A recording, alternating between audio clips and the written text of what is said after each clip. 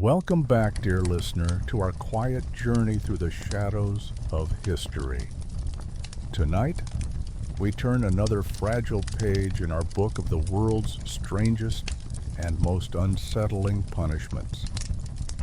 Our story will wander into a place where silence was not golden, it was forced, where words once spoken could cost you far more than your reputation. This is episode 3 of our gentle bedtime series, The Worst Medieval Punishments in History. If you've been with us since episode 1, you'll know we've already visited the pillory, a wooden frame that held both body and shame in place. We've seen the scold's bridle, an iron cage for the head that pressed the tongue into painful submission. But tonight, the shadows grow deeper still, because we are not talking about restraining the tongue, but to remove it. Before you settle in, if you enjoy these tales, consider liking the video and drop a comment below.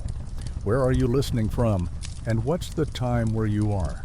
It's always fascinating to see who's joining us across the globe. Now, I invite you to lie back. Let the weight of your blanket settle. Let the tension in your body ease, and prepare to drift gently into a world where history was not always kind. Our scene begins in a crowded medieval marketplace.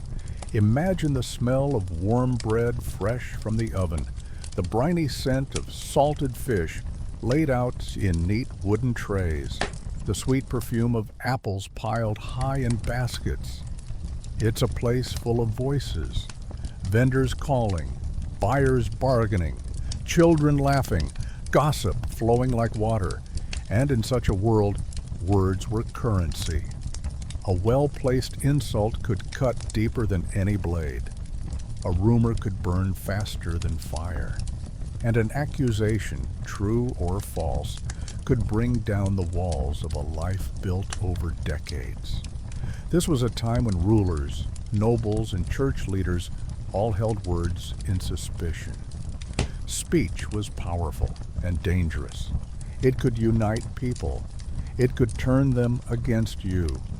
And for those in power, it had to be controlled. For those who dared to speak when speaking was not allowed, the punishment was gruesome: the removal of the tongue. It was not a punishment for theft or violence or even betrayal. It was for something much more serious: slander, heresy, blasphemy, and even seditious speech. Perhaps you accused a noble of cheating in trade. Perhaps you told a story the church said was heretical. Perhaps you simply insulted someone with enough influence to have you punished. In an age without newspapers and without social media, words were remembered, repeated, and spread by ear alone. And in such a fragile web of communication, they could spark unrest faster than armies could march. This particular punishment was deceptively simple in its grim purpose: to seize the tongue and pull it free from the mouth. Some punishments were designed for partial mutilation, to only take part of the tongue, enough to ruin speech, but allow a person to live and eat, though in pain. Others took the whole. Once gone, it was gone forever. The condemned's voice was reduced to mumbles, whistles, or silence. It was a punishment not only of pain, but of permanence. For once the tongue was gone, it was gone for life. The process was simple, and that was part of what made it so chilling. We can imagine the ritual in hushed tones. The condemned was brought forward, their hands bound, a crowd gathering to see the so-called justice done. The executioner, or sometimes a town official, would order the victim to open their mouth. Of course, many would not. And so, iron hooks or clamps would force the jaws apart. The punishment would then be administered, sometimes by the use of pincers, a hot iron, or a sharp knife. Blood would fill the mouth. This was not just about the one being punished. It was a warning to everyone else. Your words can be taken from you. Silence is safer than truth. And it worked. Markets grew quieter. Criticism became whispers, and whispers could be ignored. Centuries later, this brutal form of punishment has long since rusted into history. The idea of removing someone's tongue for speaking against a leader now feels barbaric. But in its time it was seen, like so many medieval punishments, as a necessary evil, a way to preserve order, however brutal the method. And in that realization, there's a strange comfort, because even the most chilling punishments eventually become relics.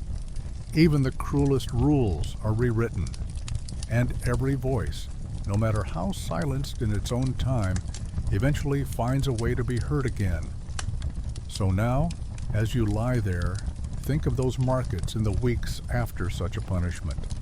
The air heavy with caution, people speaking more softly, glancing over their shoulders before telling even the smallest story. But time has a way of loosening knots.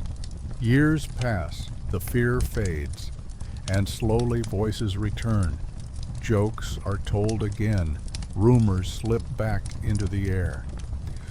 Truth, once buried, finds its way into daylight. That is the thing about speech. It wants to be heard.